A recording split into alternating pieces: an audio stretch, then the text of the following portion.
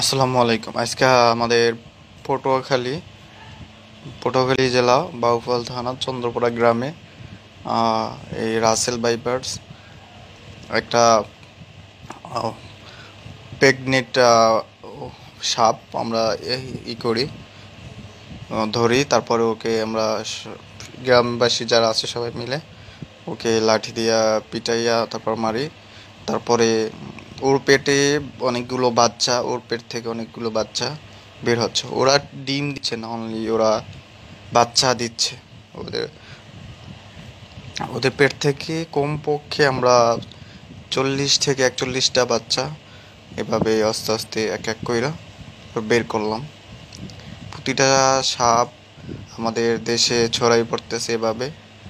একটা সাপ বুঝেন, একটা সাপ যদি এরকমের 40 থেকে 45টা বাচ্চা দেয়, তাহলে আমাদের দেশে কত হাজার হাজার সাপ ছড়াই যাইতে আছে। তো রাসেল বাইপার্স থেকে আমরা সবাই সতর্ক থাকব এবং সবাই লক্ষ্য করব যে আশেপাশে আমাদের যারা আছে তাদেরকে সতর্ক করব। আমাদের আশেপাশে জঙ্গলের ভিতরে এরা বেশি বসবাস করে এবং ঘরবাড়িতে বেশি বসবাস করে। আমরা সবাই সাবধানে থাকার চেষ্টা করব। আর এরা কামড় দিলে মানুষ, অনেক জায়গায় শুনছি, ফেসবুকে ইউটিউবে দেখলাম অনেক জায়গায় মানুষ মারা গেছে এদের কামড়ে। আর দেখা মাত্রই আমরা গ্রামবাসীরা মিলে এই সাপগুলোকে মাইরা ফেলানোর চেষ্টা করব, ঠিক আছে? আর দেখুন কিভাবে এক এক কইরা বাচ্চা বের হইতেছে, একের পর এক বের হইতে আছে, বের হইতে আছে, বের হইতে আছে, বের হইতে হইতে এক এক কইরা মারতে মারতে যে অনেকগুলো বাচ্চা অলরেডি মারা হয়েছে। এই যে কিভাবে বের হইতেছে এক একটা বাচ্চা,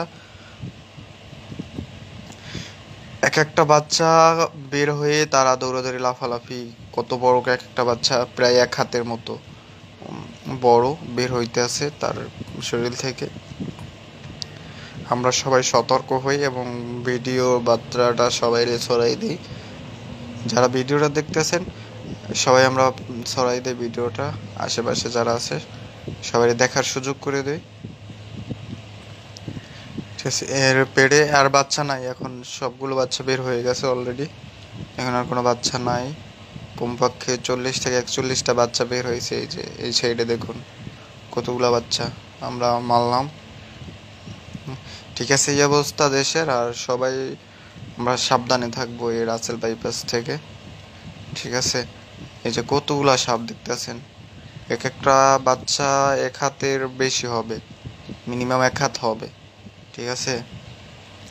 আর এইটা পুরো দেশে ছড়াই পড়ছে। আমরা সবাই সতর্ক হই এবং আমাদের ছোট ছোট বাচ্চারা আছে ওদেরকে আমরা সাবধানে রাখি। আমরা যারা সতর্ক হই এবং